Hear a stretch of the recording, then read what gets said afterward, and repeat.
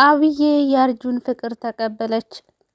መንገድ ላይ ቁጭ ብላ ሲያገኛት አርጁ ነይ ቶሎ ጅብ ከሚበላሽን ይሻልሻለሁ ወደኛ ቤት እንሄድ ብሎ እንግዲህ አብዬን ወደ እሱ ቤት ወስዷታል ማለት ነው። ምክንያቱ ደግሞ አቶ ደረጀ ትንሽ መማር ስላለባት በማለት እቤት እንድትገባ አልፈቀደላትም። እንግዲህ ዳጣ ማለት መልካም ልብ ያላት ልጅ ናት እና አብዬ ከቤት ወጥታ ስታድር ዳጣ በፍጹም ሊያስችላት አልቻለምና ይህንን የጎዳና ህይወት አታውቅም። ስለዚህ እኔ ሂጄ የሆነ ነገር ማድረግ አለብኝ ብላ እንግዲህ ዳጣ ተነስታ ትሄዳለች። ዳጣም ተነስታ በሄደችበት ሰዓት እንዴት ነሽ አብዬ? አይዞሽ እናትና አባቶሽ እኮ አንቺን ስለሚወዱሽ ነው የሚቆጡሽ የሚከታተሉሽ። እናም አትፍረጅባቸው። እኔ እናቴን አላቅም። ምናለ እናቴን አውቄ ብትገርፈኝ ብትቆጣይ ብዬ እመኛለሁኝ። እናም በእናትሽም ሆነ በአባትሽ ቄም አትይዥባቸው። ደረጀ በጣም ይወድሻል። ደግሞ ስለሚወድሽ ነው የሚቆጣሽ የሚቀጣሽ እያለች ብትመክራትም እሷ ግን በፍጹም ቢወዱኝማ በዚህ በጨለማ የሚሄድበት እንደሌለኝ እያወቁ በር አውጥተው በራ ይቆልፉብኝም ነበር እያለች እንግዲህ ማልቀስ ትጀምራለች። ዳጣም እባክሽ አታልቅሽ እኔ በጣም ወድሻለሁኝ ብትላትም እሷ ግን እኔ አልወድሽማ እኔ በፍጹም አልወድሽም እያለች እንግዲህ እንደማትወዳት ትነግራታለች። ዳጣ ግን እንደምትወዳት እና እኔን የጠላሽኝን ናታንን ተወስድብኛለች ብለሽ ከሆነ በፍጹም እኔ ናታንን አልፈልገውም። አንቺ እንደፈለግሽ እኔ በፍጹም አንቺ ትበልጭብኛለሽ እያለቻትም ነው።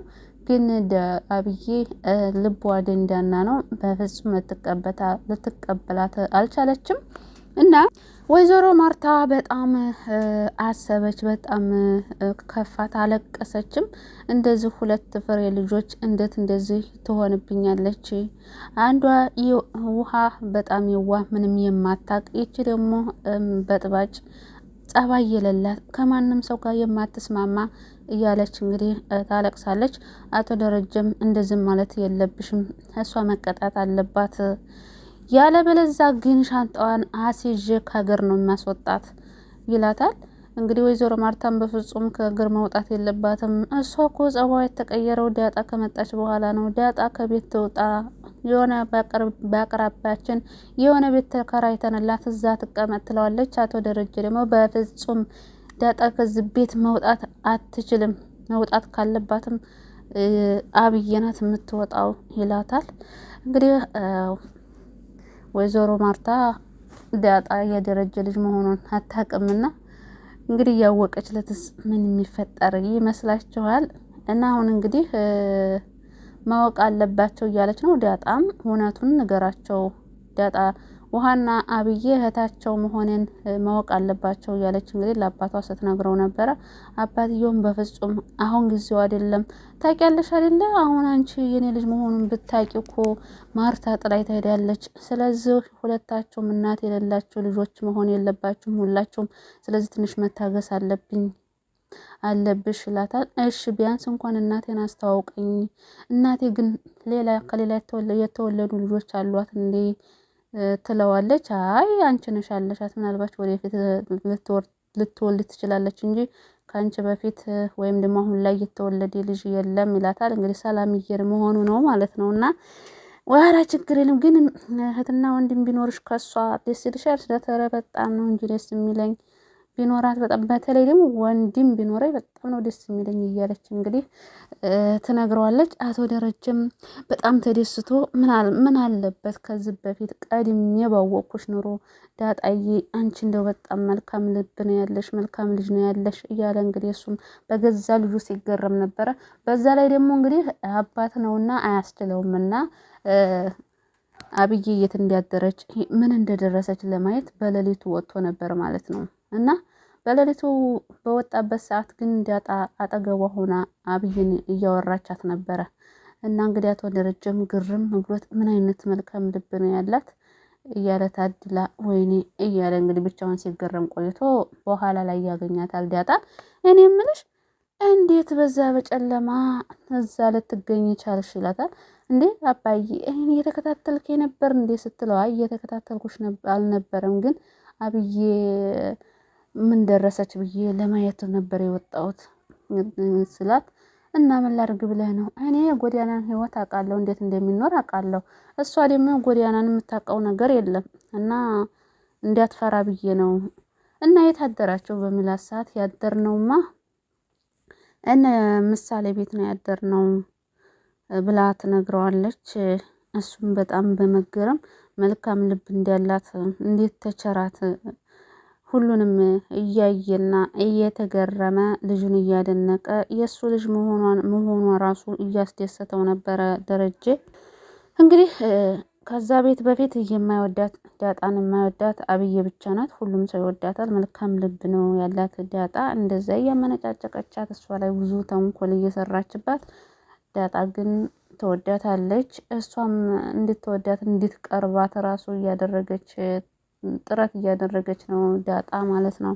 እና ወይዘሮ ማርታ ራሱ ገና አዲስ እንደመጣች ቤቱን ለቃ እንድትወጣ ብዙ ነገር አድርጋ ነበረ ማለት ነው።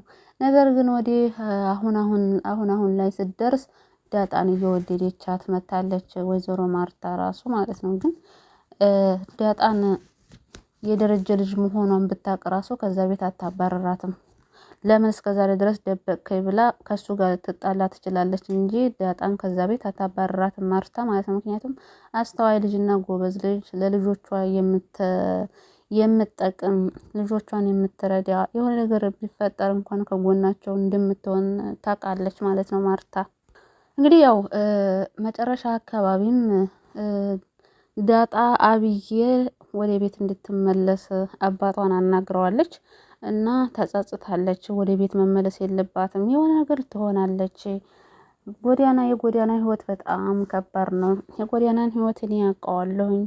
ስለዚህ የሆነ ነገር ሆና በኋላ ከምትጸጸት አሁን ወደ ቤቷ ልትመልሳት ይገባል እያለች እንግዲህ አባቷን ስትመክረው ነበረ። እናቶ ደረጀም ደግሞ እስኪ ከማርታ ጋር መክረንበት እንመልሳታለን ብሎ በሀሳቡ ተስማምቷል ማለት ነው። ወይዘሮ ማርታም ያው እንግዲህ የእናት አንጀት ነውና አብዬ ውጭ እንደወጣች እያለቀሰች ነው። እንደውም ምን በልታ ይሆን? የት አድራ ይሆን? ምን አግኝቷት ይሆን? ወንዶቹ ተተናኮሏት ይሆን እያለች በሀሳብ ምንም እንቅልፍ በአይኗ ሳይዞር ነው ያደረው ሌሊቱን ማለት ነው። ምክንያቱም እናት ናት። እናት አያስችላትም፣ በልጇ አትጨክንም። ምንም ብታናድዳት፣ ምንም ብታደርጋት በልጇ ልትጨክን አትችልም። በእርግጥ አባቷ ራሱ ብዙ ታግዟታል፣ ብዙ ነገር ታግሷታል አቶ ደረጀ ራሱ። ግን ደግሞ አብዬ ከጥፋቷ አትማርም። ምናልባት ከጥፋቷ ከተማረች ብሎ ነው እንግዲህ ውጭ ያሳደራት። ነገር ግን እሷ መቼም ቢሆን አትማርም። ምክንያቱ ደግሞ ጸባይ መቼም ቢሆን አይለቅም። የለመደ ልማድ ደግሞ ያሰርቃል ተማድ ይባላል። እንግዲህ ወይዘሮ ማርታም ስለ ናታን አውርተው ነበር፣ ስለ ናታን እና ስለ አብዬ ማለት ነው። እንግዲህ ምናልባች አብዬ ጥምድ አድርጋ ያዘቻት ዳጣን ናታንን ትወስድብኛለች ብላ ነው። ነገር ግን ዳጣ ደግሞ ናታን እንደማትፈልገው ነግራታለች ብላ እንግዲህ ለባሏ ስትነግረው፣ እንግዲህ አቶ ደረጀ ደግሞ ናታን እሱ ካፈቀራትሽ እሷ ብቻ ካፈቀረችው ችግር ነው፣ እሱ እንደማይፈልጋት ከነገራት ሌላ ምን አርግ ነው የምትለው? ሲጀመር ደግሞ እሱ ዳጣን የሚያወድ ከሆነ የሚያፈቅር ከሆነ ዳጣን እናጋባዋለን ብሎ እንግዲህ አቶ ደረጀ ለወይዘሮ ማርታ ፍርጥ አድርጎ ነግሯታል ማለት ነው። ይሄን ስትሰማ ግን በቃ ደህና አዳር ብላ ነው እንግዲህ ፊቷን አዙራ እየተኛችው ማለት ነው ወይዘሮ ማርታ። ምክንያቱ ደግሞ ወይዘሮ ማርታ ናታን አብዬ እንዲሆን ትፈልጋለች ማለት ነው። ምክንያቱም እናት ለልጇ ጥሩ ባል ነው የምትመኘው አይደለም። ነገር ግን እሷ ጥሩ አይደለችማ፣ አብዬ ጥሩ አይደለችም። ናታንም እንደማይፈልጋት ነግሯታል። ምክንያቱም እንዲያንቺ አይነት ሴት ለእኔ ለጋብቻ ምርጫ ልትሆን አትችልም፣ መጀመሪያ ጸባይሽን አስተካክሊ ብሎ ልክ ልኳን ነግሯታል። ስለዚህ ጸባዩ ያላማረ እንዴት ነው ሊያገባት? እንዴት ነው ከሱ ጋር የምትኖረው? አቃጥላ ትደፋዋለች እንጂ ማለት ነው። ስለዚህ ናታንን ለቀቅ። ናታን የዳጣ ብቻ ነው። መልካም ልብ ያላቸው ለመልካም ልብ ላላቸው ነው የሚገቡት እንጂ መልካም ልብ ያላቸው ለውሻዎችማ አይሆንም። ይቺማ በአንድ ቀን ነው አቃጥላ የምትደፋው። ምን ነው ምን ቦጣው? ለማንኛቸውም እንግዲህ በቀጣይ ክፍል አብዬ ወደ ቤቷ ትመለሳለች ማለት ነው። ወደ ቤቷ በተመለሰችበት ሰዓት ግን መልሳ ተንኮሏን መስራቱ አይቀርም፣ ግድ ነው፣ የለመደ ልማድ ስለሆነ። ለማንኛቸውም ለዚህ ቻናል አዲስ ከሆናችሁ ሰብስክራይብ፣ ላይክ፣ ሼር እያደረጋችሁ አበረታቱን።